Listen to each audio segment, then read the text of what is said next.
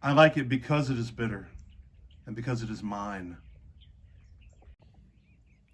Hey everybody, welcome back to the channel. Sun's out, guns out. We do have a beautiful sunny day here, although it's not too warm, so I'm enjoying that. Cool but sunny. And we have a pair of Bond Arms Derringers. They're from down in Texas, which, let's face it, makes them awesome. We have one in 38 Special. We have one in 9mm Luger, so they're not identical. You know, we did the Heritage Revolver video where we had two identical revolvers. These are not quite identical, although they do look like it. Excuse me, this one's 38 Special. They do look like it, but they are not in the same chambering. And the only way I can remember which is that this has an ejector or extractor, and this one doesn't, because 9mm Luger doesn't have a rim that we can use to extract, but 38 Special does. Let's take a closer look at these. All right, before we start shooting, let's talk a little bit about how these work. This is the 9mm model. We press down on this lever, and that lets us tip the barrels up. Our lever is just moving this little cam block out of the way.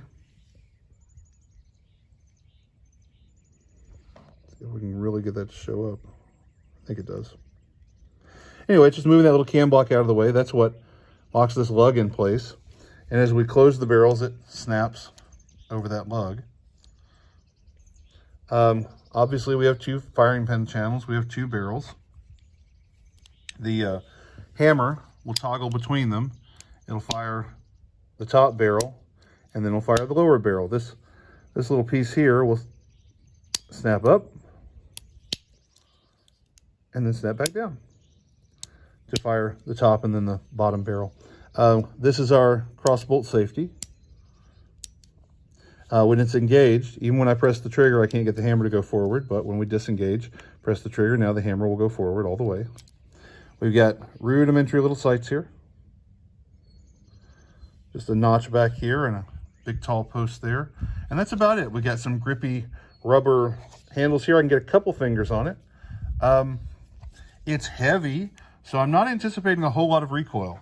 I'm anticipating this will kick less than a lot of J-frame revolvers, those little lightweight revolvers. Here we have an extractor for 38 Special. For 9 Luger, that's not going to happen. And yeah, so they're neat little pistols. Are they useful for anything? No.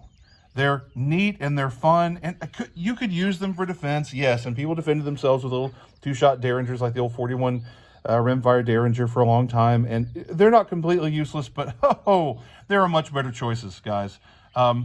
These are at least inexpensive. Right now, they do cost less than a J-frame revolver. They're about the same size and weight as maybe a Model 30. They're probably heavier but smaller than a Model 36.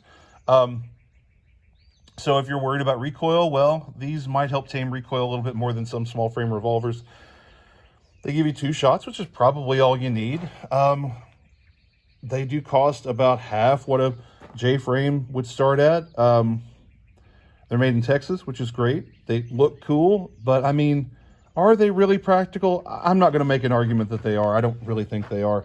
But they're cool and they're fun on the range. And in terms of practicality, they're better than nothing. But enough talking about them. I want to shoot them. Okay, we got 38 Special. I got my Winchester white box ammo. We got 9mm Luger. This is some Federal American Eagle. And I got a target down there by the 250-yard berm. Can you zoom in on that? Can you zoom in on the 250-yard berm? It's the furthest one. Okay, I've got 4 shots here, and I'm betting by the 3rd shot, I can be on that. Were you out of your mind? Of course I'm not doing that. Let's go to the pistol range.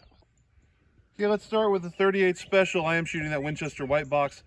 Boy, that 250 yards, maybe I'll post that on April Fool's Day. We might do a whole video where I just act like I'm shooting the target at 250 and then be April Fool's. Anyway, this is not, it's a little more than 7 yards. I'm probably 9 yards from the target. And I have to be very conscious of where my fingers are because it's so easy to get them out in front of that muzzle. Or muzzles, plural.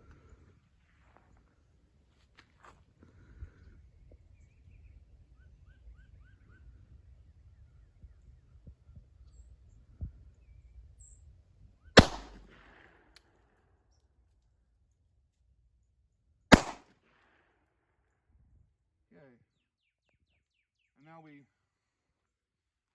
use the extractor to extract our empties. Let's go look at the target. Ordinarily, when we have two impacts that far apart, it's my fault. In this case, I am going to blame the pistol. Remember, we have two barrels that may have two different points of aim. In fact, they probably do. The odds that they're really regulated to shoot the same point of aim are about slim and none, which means it's like shooting two different pistols. We got a C-zone, A-zone hit for 9 yards. I guess I'm going to take it. This is really meant for conversational distances, kind of arm's reach sort of defense. But, you know, it's good enough.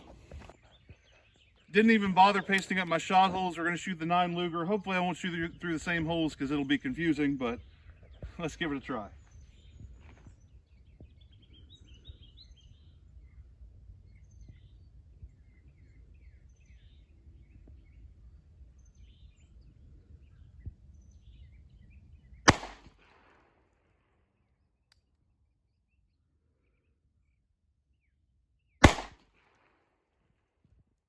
That one is not as much fun to shoot. Let's go look at the target. All right, I've hit the target once here, and the other time, I don't know. So I think we should paste these up and try again. Did I put it through one of these holes? Did I put two through the same hole? That would be weird. I will tell you, I don't really want to shoot this again because it's not that fun, but I will do it for you. Let's paste this up and try again. All right, shooter ready? Ready. Stand by. Beep. Wait. Got it backwards. Okay, we're going to try this 9mm nonsense again. I can tell you that the empties just fell out when I opened this before, so getting the empties out was no problem. Okay, this thing is, I wouldn't call it terribly painful, but it's not really fun to shoot. Probably only going to shoot these two more.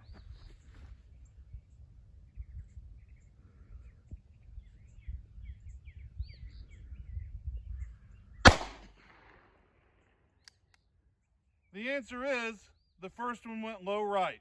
We shot through the existing hole.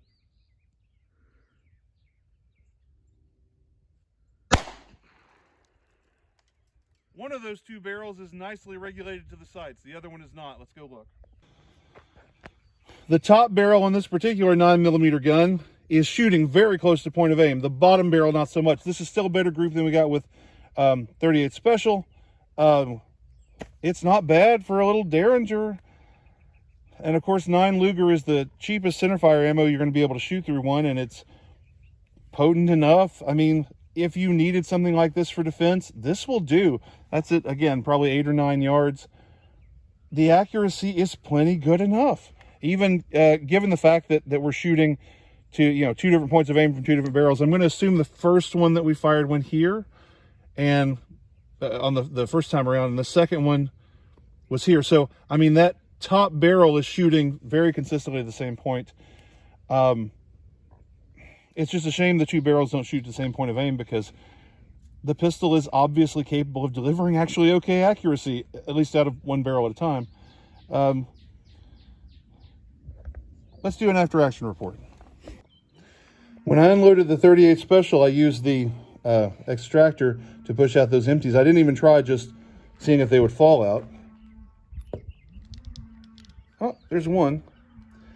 Those last two 9mm empties just fell right out. In this case, one of them fell out, and the other one I had to pull out with my fingernail, but still, it's not difficult to extract. So easy to extract, no problem there. I thought these would be kind of fun to shoot on the range. I think maybe with some very light 9mm loads, like the Hornady Critical Defense Light or something, this could be more fun. And this, I mean, with wad cutters would probably be a blast to shoot. But I will tell you that when this thing recoils, it's smacking me in the knuckle right there. And on the 38 Special, it's mildly painful, but it's there. With 9mm Luger, which is more potent and effective for defense, and yeah, there's some sting against my hand as well, against the palm of my hand, but it's mostly right here against my knuckle. I can tell you with 9 Luger, which, if you look at a ballistics chart, has more energy and more recoil. Yep, I can tell you it has more recoil. It's whacking me even more sharply. I thought these would be a lot of fun to shoot, and they're not. Not with these loads. With lighter loads, I think they would be. And again, if you were using one of these for defense, I mean, you could load it up with a rat shot or something like that and use it for dispatching pests or something. But if you were using it against two-legged threats, yeah, I mean, it could be okay. It's not expensive. It's made in USA. It's made by a good company. They're high quality. I'm